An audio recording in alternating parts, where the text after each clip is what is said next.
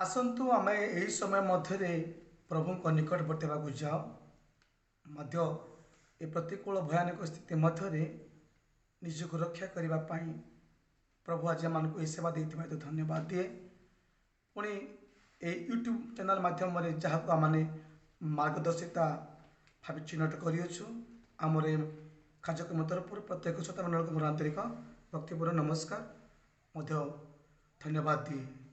आसतु आरंभ निमंते मोधिका समय किसी कहबी ना प्रार्थना करने जाए मनोजोग जा प्रत्येक चक्षु बंद करने जा। सृष्टिकर्ता परम पिता धन्यवाद करुछु यही समय मध्य पिता तुम निकटवर्ती हो बापा तुम वाक्य तुम जीवंत निगूढ़ कथा शुणी विश्वास रे बढ़िबा पाए पुणी निज जीवन में रही विभिन्न गुप्त भूल को संशोधन होगापाई तुम्हें वाक्य पठाओ हे वाक्य रूपी आत्मा तुम्हें कथा कही आम मान को उत्साहित कर तुम आड़े अनाइबा साहाय्य कर तुम दास मान पिता कथा कहे तुम्हें ग्रहण कर मुखपात्र हो जो वक्तव्य कर परमेश्वर ता मनुष्य हिसाब से न कर पिता आत्मा तुम्हें सादृश्य उभाई कथा करने साहाय्य कर श्रोता मंडल भी तुम हस्त रखिले तुम्हें तत्व ग्रहण कर जेपरी तुमरी कोर हम तुम्हें साहाय्य कर प्रभु जीशु नाम ये एपिसोड पे प्रार्थना करी पिता आमेन। एत मुझे आह्वान कर प्रभु दास माथ्य वर्धन प्रचारक भाई अच्छा मुझे आह्वान करुच्ची सी आम को वाक्य कड़ाई ने आम ख्रीष्ट नाम स्वागत करुचु से महाशय आसवे आम को उत्साहित सहित वाक्य कहना जी धन्यवाद धन्यवाद। प्रभु को महानाम धन्य हो प्रभु आम को सुंदर सुजोग प्रदान करिसेंती निकटवर्ती होगापाई पुणी रब शुणा से प्रभु को विशेष विशेष धन्यवाद। आज जहाँ अल्प समय भितर प्रभु को वाक्यर आलोचना करने मु चिंता करिछि ता होछि प्राण रक्षा करिबा बा निजे रक्षा पाइबा ए समस्त विषय आम प्रत्येक जानिछु किंतु वर्तमान पृथ्वीर सकल परिस्थिति को आम देखा पारुचु कि प्रकार संकट कि प्रकार विपद जानी नथिबा रोग संकट मान माड़ी आसी हजार हजार लोकों प्राण को नहीं किंतु ये समस्त रोग संकट रक्षा पाइबापी लोक माने विभिन्न प्रकार उपाय अवलंबन करुछु मध्य एमती घटना मान पृथ्वी उपर को माड़ी आसी यह गोटे आम चिंतार विषय भावनार विषय तेबे जगतर कथा जगतर सकल परिस्थिति आमे देखी जानुचु सबुबले खबर कागज रे न्यूज रे चतुर्दिग पृथ्वीर चतुर्दिग रे आमे शुणुचु जे विपद विपद विपद तेबे आमे किपरि सजाग हेबा द्वारा प्रभुंक निकटवर्ती हेबा द्वारा आमे रक्षा पाई परिबा क्रिस्टियान जीवन रे विश्वासी जीवन रे बोलंतु यह प्रत्येक आमे सतर्क हेबा निहाती कर्तव्य। प्रथम कथा आमे देखिबा को पारुचु धर्मशास्त्र रे गोटे कथा लेखा अछि आदि पुस्तक 19 पर्व 17 पद आमे देखुचु जे लोटों को कुहागला प्राण रक्षार्थे पलाओ ए प्रांतर रे रुह नहीं पर्वत को पलाई जाओ नहिले तुम्हें विनष्ट हब। ए विवरणी आमे जानिचु सोदोम होमरा जेतेबेले विपथगामी हेले दुस्साहस हेले दुष्कर्म करिबा पाई से माने दुस्साहस हेले ईश्वरंकर आज्ञाधीन जीवन जापन कले नहीं सेतेबेले परमेश्वरंकर क्रोध से नगर उपरे आसीबा पूर्वरु लोटों से माने बा दूत माने आसी कहउछंदी प्राण रक्षार्थे ଏହା ଆମେ ଜାଣିବା କଥା। ଆଉ ନଗରର ଅବସ୍ଥା କ'ଣ ହେଲା ଆମେ ଜାଣିଛୁ। ନଗରରେ ଅଗ୍ନି ନିକ୍ଷେପ କରି ପରମେଶ୍ୱର ସେ ନଗରକୁ ଆଉ ଆଜ୍ଞାଧୀନ ଜୀବନ ଯାପନ ନ କାଟିବା ଲୋକମାନଙ୍କୁ ପରମେଶ୍ୱର ଧ୍ୱଂସ କରିଛନ୍ତି। ଦ୍ୱିତୀୟ ପିତର 2 ପର୍ବ 9 ପଦରେ ଆମେ ଦେଖୁଛୁ ପିତର ଲୋଟଙ୍କ ବିଷୟରେ ଲେଖିଛନ୍ତି ଯେ ଏହି ପ୍ରକାରେ ଈଶ୍ୱର ପରାୟଣ ମାନଙ୍କୁ ପରୀକ୍ଷାରୁ ରକ୍ଷା କରିବା ପାଇଁ ଆଉ ଇତ୍ୟାଦି କଥା ଆମେ ଦେଖିବାକୁ ପାରୁଛୁ। ସେ ଜାଗା ମାନଙ୍କରେ ଲେଖା ଅଛି ପରମେଶ୍ୱର ଈଶ୍ୱର ପରାୟଣ ମାନଙ୍କୁ ପରୀକ୍ଷାରୁ କ'ଣ କରନ୍ତି? ରକ୍ଷା କରନ୍ତି। ତେବେ ପ୍ରକୃତ ଭାବରେ କି ପ୍ରକାର ହେଲେ ଆମେ ରକ୍ଷା ପାଇବା? କି ପ୍ରକାର ଲୋକମାନେ ଜୀବନ ଯାପନ କରିବା ଲୋକମାନେ ରକ୍ଷା ପାଇପାରିବେ ନାହିଁ? ଦେଖୁଛୁ ଆମେ କି ଜାଗାରୁ କି ପରିସ୍ଥିତିରୁ ରକ୍ଷା ପାଇବାକୁ ହେବ।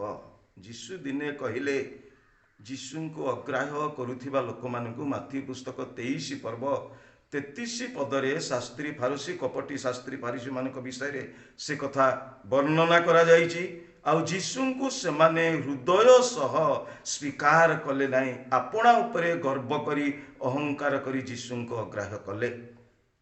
ତେବେ ସେମାନଙ୍କୁ ଯୀଶୁ କହିଲେ ଆରେ ସର୍ପ ଗୁଡ଼ାକ, କାଳ ସର୍ପର ବଂଶ, ତୁମ୍ଭେମାନେ କି ପ୍ରକାରେ ନରକ ଦଣ୍ଡରୁ ରକ୍ଷା ପାଇବ? ଏଇ ଦଣ୍ଡ ଅତି ଦୁଃସହନୀୟ, ଅତି କଷ୍ଟ। କା ଭିତରେ ଚିନ୍ତା ଅଛି ଏଟା? ଏଇ ଦଣ୍ଡରୁ ରକ୍ଷା ପାଇବା ପାଇଁ, ନରକ ଦଣ୍ଡରୁ ଯେତେବେଳେ ପରମେଶ୍ୱର ବିଚାର କରିବେ ଲୋକମାନଙ୍କୁ, ନରକକୁ ସେ ଯାଇ ପଡ଼ିବା ପାଇଁ, ନରକରେ ନିକ୍ଷେପ କରିବା ପାଇଁ ଆଦେଶ ଦେବେ, ସେତେବେଳେ ଆମେ ଜାଣିଛୁ ଲୁକ ପୁସ୍ତକ 16 ପର୍ବ 22-23 ପଦରେ ନରକର ଗୋଟେ କଥା ଲେଖା ଅଛି ଯେ ଯେତେବେଳେ ଧନୀ ନରକରେ ପଡ଼ିଲା, ନରକରେ କ'ଣ ହେଲା? ସେ କଲବଲ। ଯଦିଓ ନରକ ବିଷୟରେ ଅନେକ କଥା ଧର୍ମଶାସ୍ତ୍ରରେ ଆମେ ଜାଣିଛୁ, ଦେଖୁଛୁ, ଧର୍ମଶାସ୍ତ୍ରରେ ଲେଖା ଅଛି ମୋର ପ୍ରିୟ ବନ୍ଧୁଗଣ। ତେବେ ବାସ୍ତବ ଭାବରେ ଯେ କି ପ୍ରକାରେ ନରକ ଦଣ୍ଡରୁ ରକ୍ଷା ପାଇବ, କେତେ ଟଙ୍କା ଦେଲେ, କେତେ କ'ଣ? ଆଜିକାଲି ଲୋକମାନେ ନ ଜାଣି ବିଭିନ୍ନ ପ୍ରକାର ଜପୁଛନ୍ତି, ବିଭିନ୍ନ ପ୍ରକାର ସେବା କରୁଛନ୍ତି, କିନ୍ତୁ ସେ ବାହାରିଆ ଲୋକମାନଙ୍କର କଥା ଛାଡ଼ନ୍ତୁ। ଯଦିଓ ଖ୍ରୀଷ୍ଟିଆନ ନାମରେ ନାମିତ ହୋଇ ବିଶ୍ୱାସୀ ବୋଲେ ହେଇ ଯଦି ଆମେ ଏ ସକଳ ଭାବିବା ନାହିଁ, ଆମର ସେବା ଜୀବନର ଲକ୍ଷ୍ୟ, ବିଶ୍ୱାସ ଜୀବନର ଲକ୍ଷ୍ୟ ହେଉଛି ଆଜିର ଲକ୍ଷ୍ୟ ନୁହଁ। ଯଦି ଆଜିର ଲକ୍ଷ୍ୟ ହଁ ହେଇପାରେ, କିନ୍ତୁ ଭବିଷ୍ୟତ, ଆମ ଜୀବନ, ଆମ ପରିବାର, ଆମ ମଣ୍ଡଳୀ କେମିତି ରକ୍ଷା ପାଇବ? ନରକରୁ ଜଣେ ଖ୍ରୀଷ୍ଟିଆନ ଯଦି ରକ୍ଷା ପାଇବ ନାହିଁ, ତାହା ଗୋଟେ ବଡ଼ ପରିତାପର ବିଷୟବସ୍ତୁ। ତେଣୁ କୁହାଗଲା ଆରେ ସର୍ପ ଗୁଡ଼ାକ, କାଳ ସର୍ପର ବଂଶ। ସର୍ପ କଥା ବାଇବେଲରେ ବହୁତ କଥା ଲେଖା ଅଛି। ସର୍ପ ବିଳାରେ ରୁହେ, ଜଙ୍ଗଲରେ ରୁହେ, ମଣ୍ଡଳୀ ମାନଙ୍କ ମଧ୍ୟ ଅଛନ୍ତି।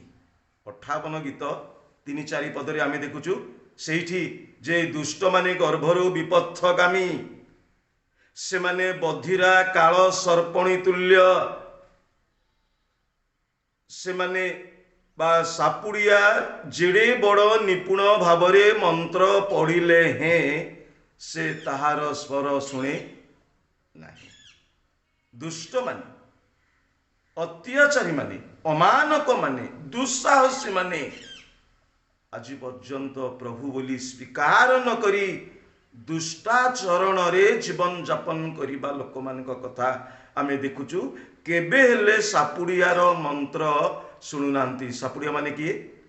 ଏ ସାପ ଧରି ଯେଉଁ ବୁଲାଉଛନ୍ତି ସେମାନେ ନୁହନ୍ତି, କିନ୍ତୁ ସୁସମାଚାର ଆମ ପ୍ରାଣକୁ ରକ୍ଷା କରିବା ପାଇଁ ଯାହାକି ଗୋଟେ ମନ୍ତ୍ର ସଙ୍ଗେ ତୁଳନା କରାଯାଏ। ତେବେ ପ୍ରକୃତ ଭାବରେ କେମିତି ଆମେ ରକ୍ଷା ପାଇବାକୁ ହେବ, କେମିତି ଉଦ୍ଧାର ପାଇବାକୁ ହେବ? ଧର୍ମଶାସ୍ତ୍ରରେ ଆମେ ଦେଖିବାକୁ ପାରୁଛୁ ପ୍ରଥମ ପିତର 3 ପର୍ବ ତାର 20 ପଦରେ ପୂର୍ବ କାଳରେ ଜାହାଜ ନିର୍ମିତ ହେଉଥିବା ବେଳେ, ଏଟା ତ ଆମେ ଜାଣିଛୁ ନହଙ୍କ ବିଷୟବସ୍ତୁ ପୂର୍ବ କାଳର ପୃଥିବୀ ଆଗ କାଳର ପ୍ରଥମ ପୃଥିବୀ କି ପ୍ରକାର ଧ୍ୱଂସ ହେଲା, କାହିଁକି ଧ୍ୱଂସ ହେଲା ଆମେ ଦେଖୁଛୁ ଯେ ଜାହାଜ ନିର୍ମିତ ହେଉଥିବା ବେଳେ ଲୋକମାନେ ଅବାଧ୍ୟତାରେ ଥିଲେ। ସେ ଜାହାଜରେ ପ୍ରବେଶ କରି ନୋହ ପୁଣି ତାଙ୍କ ପରିବାର କ'ଣ ପାଇଲେ? ରକ୍ଷା ପାଇଲେ।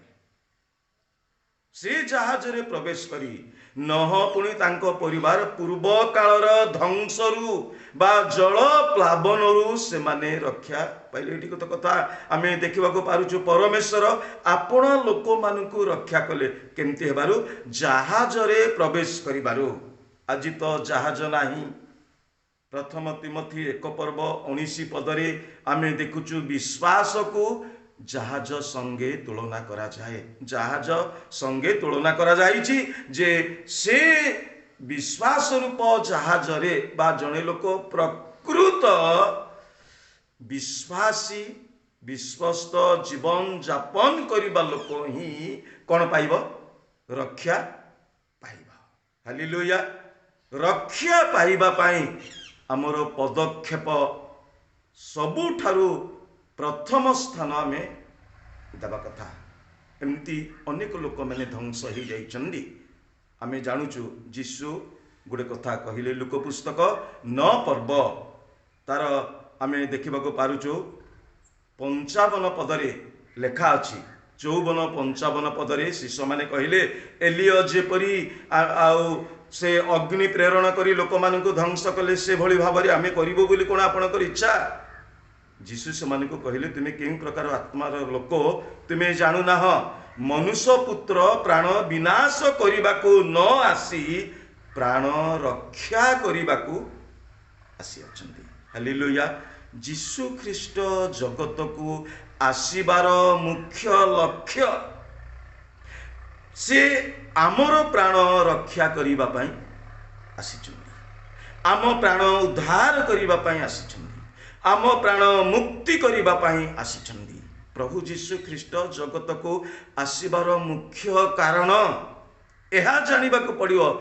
ସମସ୍ତେ ତ ଜଗତରେ ଆସି ଜନ୍ମଗ୍ରହଣ କରୁଛନ୍ତି, ଯୀଶୁ ମଧ୍ୟ ଆସି ଜନ୍ମଗ୍ରହଣ କଲେ ବୋଲି ଅନେକଙ୍କର ଧାରଣା ଏମିତି ଅଛି।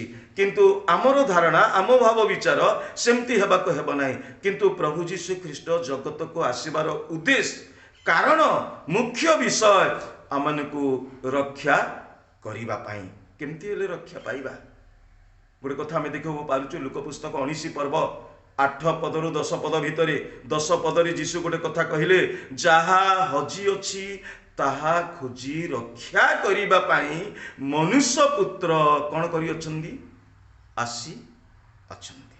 ହାଲେଲୁୟା। ପ୍ରଭୁ ଆମ ପାଖକୁ ଆସିଲେ ଜ୍ୱର କାଇଲା ବେମାର ବଡ଼ ବଡ଼ ସଙ୍କଟ ରୋଗ ଯେବେ ଘଟିବ ବଡ଼ ବଡ଼ ମେଡ଼ିକାଲକୁ ଯାଉଛନ୍ତି ଲୋକମାନେ ରକ୍ଷା ପାଇବା ପାଇଁ, ଆରୋଗ୍ୟ ହେବା ପାଇଁ। କିନ୍ତୁ ଆମେ ଦେଖିବାକୁ ପାରୁଛୁ ସ୍ୱର୍ଗରୁ ଜଣେ ବ୍ୟକ୍ତି ଆସିଛନ୍ତି ଯେ କି ଉଦ୍ଧାରକର୍ତ୍ତା, ରକ୍ଷାକର୍ତ୍ତା। ହାଲେଲୁୟା। ସେ ଆମର ରକ୍ଷକ। ତାଙ୍କ ଆଡ଼କୁ ଆମେ ଗଲେ, ତାଙ୍କ ପାଖକୁ ଆମେ ଗଲେ ଧର୍ମଶାସ୍ତ୍ରରେ ଆମେ ଦେଖିବାକୁ ପାରୁଛୁ ଲେଖା ଅଛି ହିତୋପଦେଶ 18:10 ସଦା ପ୍ରଭୁଙ୍କର ନାମ ଦୃଢ଼ ଗଡ଼, ଧାର୍ମିକ ଲୋକ ତହିଁକି ପଳାଇ ରକ୍ଷା ପାଏ। ଧାର୍ମିକ ଲୋକ ତହିଁକି ପଳାଇ ଈଶ୍ୱରଙ୍କ ନିକଟକୁ ଯାଇ ପ୍ରଭୁଙ୍କ ପାଖକୁ ଯାଇ ଶରଣାପନ୍ନ ହୋଇ ପ୍ରକୃତ ଭାବରେ ନିଜର କଥା ସେ ତାଙ୍କ ନିକଟରେ ସମସ୍ତ ସ୍ୱୀକାର କରି ଜଣେଇକି ଜୀବନ ଯାପନ କରିବା ବ୍ୟକ୍ତି ସେଦିନ ରକ୍ଷା ପାଇବ। ଯକ୍ଷ ଘରେ ଯୀଶୁ କାହିଁକି ଏ କଥା କହିଲେ? ଯକ୍ଷଙ୍କ ଘରେ ଯୀଶୁ ଏ କଥା କହିଛନ୍ତି, ଯାହା ହଜି ଅଛି ତାହା ଖୋଜି ରକ୍ଷା କରିବାକୁ ମନୁଷ୍ୟ ପୁତ୍ର ଆସିଅଛନ୍ତି। ଯକ୍ଷ କ'ଣ ହଜି ଯାଇଥିଲେ ବଣ ଜଙ୍ଗଲ ଭିତରେ? ସଂସାରରେ ହଜିଥିଲେ। ତାଙ୍କ ମନ ଆତ୍ମା ସବୁ ସମ୍ପଦ ଉପରେ ହଜିଥିଲା। ଲାଳାହିତ ମାତାଲ ହେଇକିରି ଯୀଶୁ କିଏ ଆଉ ପରିତ୍ରାଣ କ'ଣ, ଧର୍ମ କ'ଣ ତା ଜୀବନରେ କିଛି ନଥିଲା। କିନ୍ତୁ ସମୟ ଆସିଲା ଯେତେବେଳେ ଯୀଶୁ ତାଙ୍କ ଗୃହକୁ ଗଲେ, ତାଙ୍କ ଆତୁରତା ଦେଖି ଆମେ ଜାଣିଛୁ ଲୋକମାନେ ବଚସା କଲେ ଏ ଜଣେ ପାପୀ ଲୋକ ଗୃହରେ ରହିବାକୁ ଗଲେଣି। किंतु जीशु तांको घरे जेतेबेले प्रवेश कले से ठिया होई निजर अन्याय विषय को स्वीकार करचंती। प्रभु मु जहा अन्याय करिची, जीशु सेठी गोटे कथा कहिले, आज ए गृह रे परित्राण उपस्थित होइछि। वास्तव भाव में आमे देखिबाको पारुछु एही जगह रे परित्राण पाइबाको हेले प्रभु तो आसीचंती जगत को, किंतु आमे जीशु को आम गृह को मध्य आनिबाको पड़िबो। मोर प्रिय बंधुगण, एपरी एक समय, दुस्समय, संकटर समय, गोटे विनाश आसुअछि। प्रथम थेसलोनी 5 पर्व 3 पदरे आमे देखुचु, जो माने शांति निरापद बोली मने करुथिबे हठात से मानकर विनाश उपस्थित हेबो, से माने कौनसी प्रकारे रक्षा पाई पारिबे नाही। बड़ हेउ सान हेउ, धनी हेउ दरिद्र हेउ, जगत रे किते बड़ व्यक्ति मान सम्मान व्यक्ति हेई था पछके जेबे निरापद बोली मणुची, निरापद बोली जदि मणिची जने लोक भाबिची को प्रभु को खोज बसे, किंतु एमती समय अच्छी ताहूची परमेश्वर आसीबार समय। आमे देखुचु से मानक पाई विनाश घटिब, कौनसी प्रकारे से माने रक्षा पाई पारिबे नाही। प्रभु आमनको रक्षा करिबा पाई आमे देखिबा को पारुचु। 2 तिमोथी 4 पर्व 18 पदरे लेखा गला, प्रभु मते समस्त मंद कर्मरु उद्धार करिबे, प्रभु मते रक्षा करी आपणा स्वर्गीय राज्य रे प्रवेश कराइबे। हालेलुया। आशा अछि कि आमर एई राज्य को जीवा पाई आमर पदक्षेप, आमर ईश्वर परायण जीवन केमती एहा आमे जानिबा निहाती दरकार। जने लोक जेबे ए जगतरु मंदरु रक्षा पाइछि, परमेश्वर राज्य बा स्वर्ग राज्य रे प्रभु ताकू कौन कराइबे, प्रवेश कराइबे। आमे धर्मशास्त्र रे ए विषय वस्तु को देखिबा को पारुछु मोर प्रिय बंधुगण। वास्तव भाव में तेणु आमे प्रभुंको उपरे अधिक निर्भर जीवन जापन करिबा द्वारा जेपरी आमे रक्षा पाइबा, उद्धार पाइबा। गोटे कथा कहिबी आपनको, कथाटा बंद करिबी, जहाँकि रोमी पुस्तक तार 5 पर्व 9 पदरे रक्षा पाइबार सूत्र आमे देखिबाको पारुछु। ख्रीष्ट जीशुंको रक्त द्वारा से आम मानको धार्मिक गणना करियछंती, जेपरी आमे ताहांको क्रोधरु कौन पाइबा, रक्षा पाइबा। प्रभु जीशु ख्रीष्टंकर बलिदान जगत रे जगत को रक्षा करिबा पाई, परित्राण करिबा पाई से जगत को आसी क्रूस रे चढ़िले। से रक्त रे जने लोक जेबे विश्वास करिबो, तांको बलिदान रे जने लोक जेतेबेले विश्वास करिबो, तेबे से धार्मिक गणित हेबो। आउ प्रभु बा परमेश्वर जेतेबेले जगत को आसीबे क्रोधरे, तांको क्रोधरु रक्षा पाइबा। प्रभु समस्त वाक्य द्वारा आमनको आशीर्वाद करंतु, पुणी ईश्वर परायण जीवन जापन करिबा पई अनुग्रह करंतु। आमीन।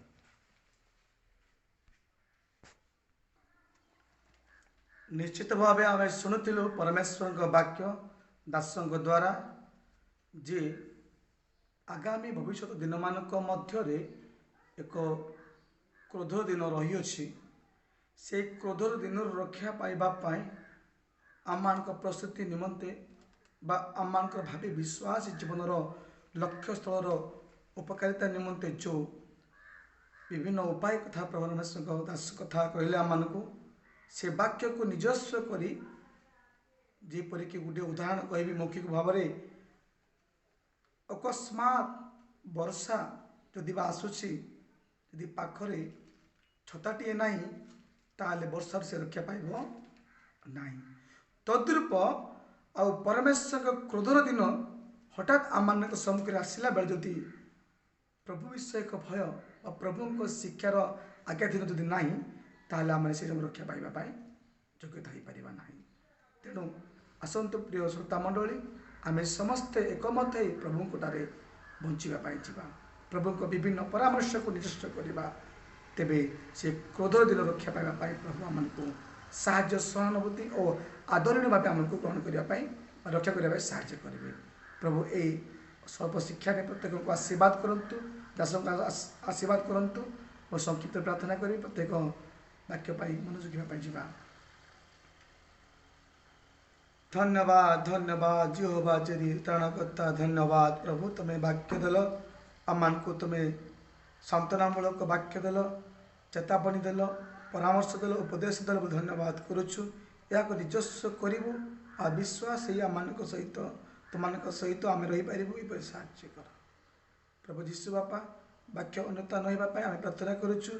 ଯେପରି ପ୍ରତ୍ୟେକ ସ୍ଥାନରେ ପହଞ୍ଚି ତୁମରି ଗୌରବ ହେବ, ମନ ପରିବର୍ତ୍ତନ ହୋଇପାରିବ, ଏପରି ତୁମେ ସାହାଯ୍ୟ କର। ପୂଜା ପ୍ରଶଂସା ଗୌରବ ତୁମକୁ ଦେଇ ଯୀଶୁଙ୍କ ନାମ ମାଗିଲି ପିତା, ଆମେନ୍। ଏକ ବିଶେଷ ସୂଚନା, ଆମ ମାର୍ଗଦର୍ଶିତା ୟୁଟ୍ୟୁବ୍ ଚ୍ୟାନେଲ୍ ପାଇଁ ପ୍ରାର୍ଥନା କରିବେ, ପୁଣି ସେୟାର ଲାଇକ୍ କରିବା ନିମନ୍ତେ କଦାପି ଭୁଲିବେ ନାହିଁ। ଆଉ ନିତ୍ୟ ନିତ୍ୟ ଆମ ଟିମ୍ ପାଇଁ ପ୍ରାର୍ଥନା କରିବେ। ଧନ୍ୟବାଦ, ଆମେନ୍।